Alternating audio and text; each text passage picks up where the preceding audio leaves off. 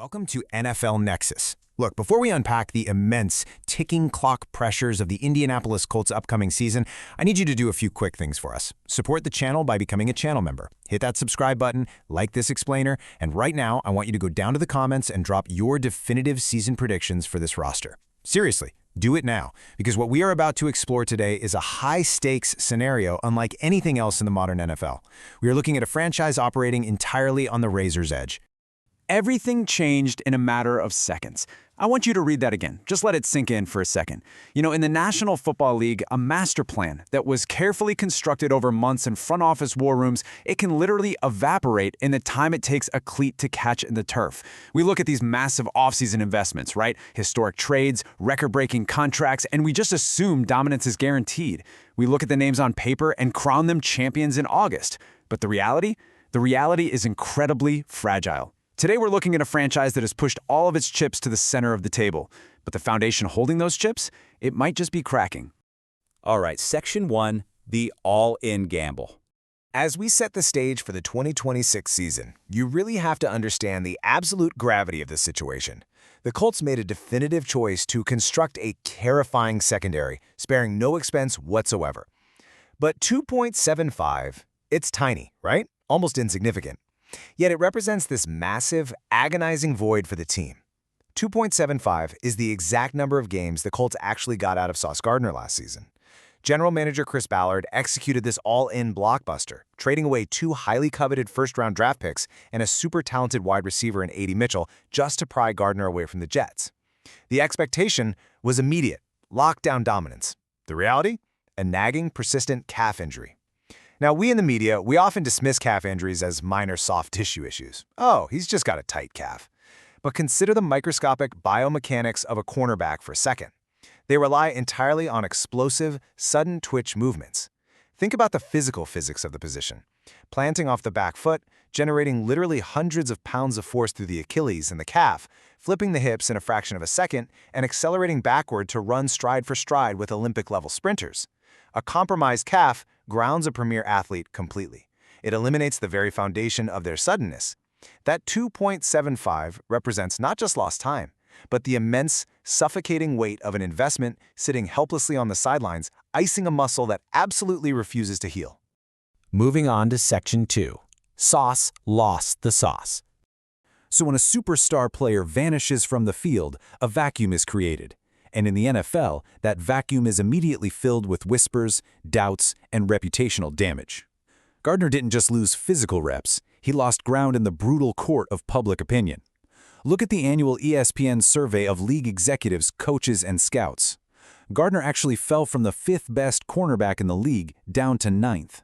But the glaring statistic, the one everyone zeroes in on, is that zero interceptions. 2 consecutive years of 0 interceptions. In the modern NFL, where highlights rule, fantasy stats dominate the conversation, and casual fans demand spectacular turnovers, 0 interceptions is heavily polarizing. It allows doubt to creep into the minds of the very league evaluators who used to fear him. The lack of box score production creates this narrative that he has somehow lost a step, totally ignoring the actual nuances of playing the position. And that specific, simmering doubt, well, it breeds vicious, anonymous quotes like this one: Sauce lost the sauce. He got traded for a reason. He's a long strider and has the confidence to overshadow his weaknesses, but he's not going to tackle all the time. And when playing zone, sometimes he's not playing it correctly. Honestly, those are brutal, unfiltered whispers from an anonymous NFL offensive coach. They are attacking the very core of his game, alleging that his struggles in cover 2 schemes and his missed tackles were the secret reasons the Jets were willing to let a generational talent walk out the door. In a cover 2 shell, the cornerback is the primary force player in the flat, which means tackling is absolutely non-negotiable. To anonymously question a player's willingness to tackle, that is a chilling narrative. It attacks their physical toughness and questions their foundation as an elite defender. But let's pause here and actually counter those anonymous critics with some undeniable microscopic data. Yes, he has 0 interceptions, we know that, but why? Well, you can't intercept a ball that is never thrown. The reality reveals a staggering metric, a league-leading 3.1% pass breakup rate, 9 breakups on just 293 snaps. To put that into perspective for you, when Gardner is on the field, his coverage is so impossibly sticky, so suffocatingly tight to the receiver's hip pocket, that opposing quarterbacks are quite literally terrified to look his way. They draw back, scan the field, see the length and precise physical positioning of number one, and they immediately progress to their next read to avoid disaster. He isn't generating highlight reel turnovers because he is systematically erasing an entire side of the football field from the offensive game plan. He shrinks the playable geometry of the field by half purely through physical intimidation and flawless mirroring technique. Defensive coordinator Lou Anarumo intimately understands the underlying physics of this phenomenon. He noted that having a fully healthy Gardner gives me and our guys on defense an extra half a second or a second because the quarterback is going to have to hold the ball. Think about the absolute magnitude of that statement. 1/2 of 1 second. In the NFL, that is a lifetime. An elite edge rusher covers roughly 5 to 7 yards in a half second. That fraction of a tick on the clock is the exact difference between a quarterback stepping up into a clean pocket to deliver a strike and a devastating blindside strip sack. Gardner's mere presence on the field fundamentally alters the math of the pass rush. It makes every single player in the front seven significantly more dangerous without them having to change a single thing about their technique. Okay, Section 3, the concussion threat. But the Colts' grand design doesn't end with Sauce Gardner. Let's move to the other side of the field, where a really dark, serious cloud hangs over the opposite boundary. $54 million. Take a moment to grasp the sheer magnitude of that number. This was the massive, 3-year financial commitment made to Charvarius Ward in March of 2025. The Colts basically opened the vault to secure a legitimate, battle-tested CB1. They needed a physical enforcer. And, for the first stretch of the season, it was a masterpiece of roster building. He was playing like a top-tier, shut-down corner, locking down elite receivers and proving he was worth every single penny of that $54 million. And then, the jarring whiplash of reality set in. The physical violence of the sport caught up in the most terrifying way imaginable. 3 severe concussions in a single season. The medical staff had absolutely no choice but to step in and shut him down entirely. Imagine the psychological toll in those dark, quiet rooms, the sensory deprivation required for brain healing. We are talking about a former All-Pro seriously contemplating whether returning to the violent game of football was worth his long-term cognitive health. He was literally weighing a paycheck against the ability to remember his children's names. He consulted with top neurologists. He prayed with his family. He looked deep into the abyss of early retirement. Now, while he has decided to return for this campaign, declaring his mental and spiritual health restored, the existential threat remains permanently attached to him. He already missed the 2026 minicamp with back tightness, which is often a compensatory injury related to ongoing physical trauma. The Colts are fully, deeply aware that one single hit, one bad collision over the middle of the field, could end his career forever, leaving a $54 million crater in their defense. Section 4, the slot corner gamble. So let's recap. You have a cornerback coming off a severe, biomechanically devastating calf injury on one side, and a cornerback one hit away from permanent retirement on the other. But what happens in the middle of the secondary? Let's pivot your attention to the slot, where a perilous void has been left behind by the departure of Kenny Moore II. 9 seasons, a Pro Bowler, gone. The sheer size of this hole simply cannot be overstated. Moore wasn't just a player, he was a foundational pillar of the Indianapolis community and the cerebral linchpin of their defense. He was one of the premier nickel cornerbacks in the entire NFL.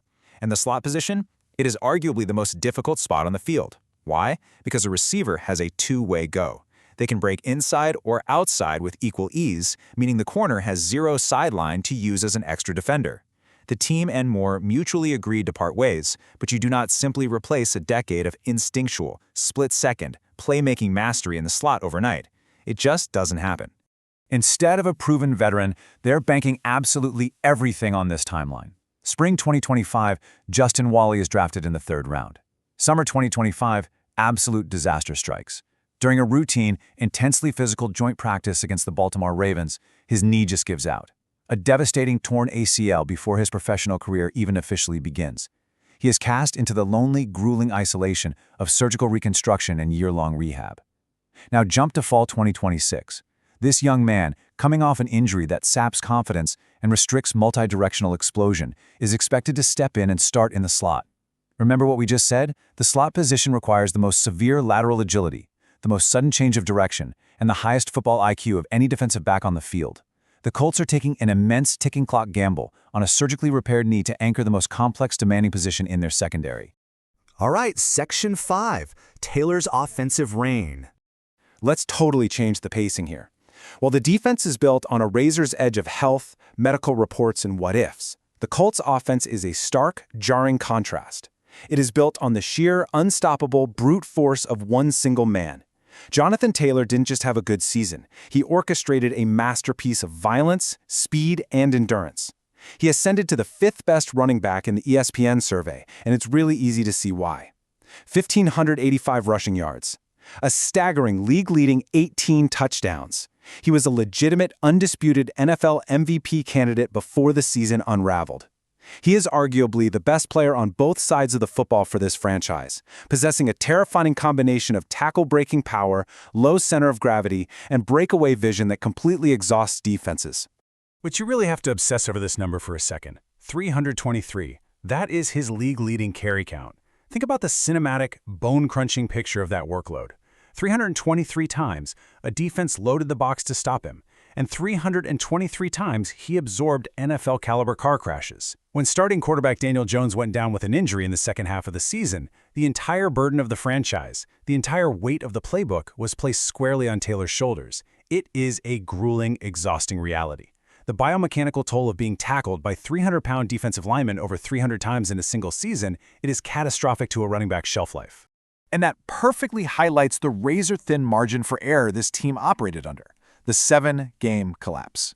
When Daniel Jones was hobbled, defensive coordinators did the simplest math in the world. They stacked 8, sometimes 9 men in the box. They keyed in entirely on Taylor, and the math became deadly simple for Indianapolis. In the last 7 games, when Taylor failed to reach 100 yards rushing through those heavily fortified fronts, the Colts lost every single time. They became entirely one-dimensional. The passing game evaporated. Every single handoff turned into a life-or-death scenario for their season. If Taylor couldn't crack the century mark through pure grit and contact balance, the entire team crumbled around him. Yet, despite every single person in the stadium knowing he was getting the ball, he remained a ticking time bomb. An NFL coordinator noted, once he hits the 2nd and 3rd levels with some space, he's uniquely talented. And the peripheral stats totally back up the terror he inflicts. Beyond the brutal inside running, he caught a career-high 46 passes out of the backfield, running angle routes and screens to bypass the defensive line entirely. He broke off 4 separate rushes of 40 or more yards. If you give him even a crack of daylight, a tiny seam in the offensive line's blocking scheme, he doesn't just get the first down, he takes it to the house. He is the ultimate explosive equalizer for a team with so many defensive question marks. Which brings us to Section 6, a historic collision course. We are looking at a grand, historical convergence right now.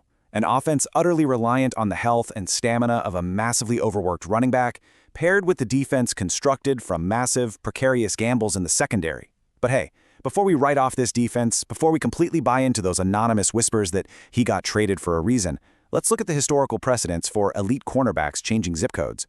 Champ Bailey, traded in his prime from Washington to Denver in a blockbuster deal for Clinton Portis. Darrelle Revis, traded in his prime from the Jets to Tampa Bay due to contract friction and schematic shifts. Both of those men are pro-football Hall of Famers.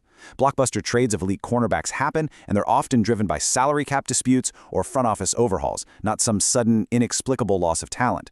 It is deeply lazy analysis to assume a trade automatically signifies a terminal flaw in the player's skill set. If Sauce Gardner's calf heals, and if Charvarius Ward can avoid the catastrophic head trauma that nearly ended his career, Lou Anarumo's defense won't just be good, it will be a legendary, historically dominant unit. So what does this all mean? Will this massive all-in gamble actually pay off? Or will this championship window slam shut forever? Think about it. One bad hit for Ward over the middle. One microscopic tweak of a calf for Sauce on a hard plant. One twist of a repaired knee for Wally while mirroring a slot receiver. Or the alternative. They all stay completely healthy, Taylor runs for another grueling 1,500 yards behind a dominant offensive line, and the Colts march all the way to the Super Bowl. The margin between dynasty and disaster has literally never been thinner in Indianapolis. This story is far from over, and I want to know exactly where you stand. Drop your verdict in the comments below right now. And hey, if you haven't already, support the channel by becoming a channel member, subscribe to NFL Nexus, and like this explainer so we can keep bringing you the obsessive, deep dive breakdowns you just won't find anywhere else. I'll see you in the next one.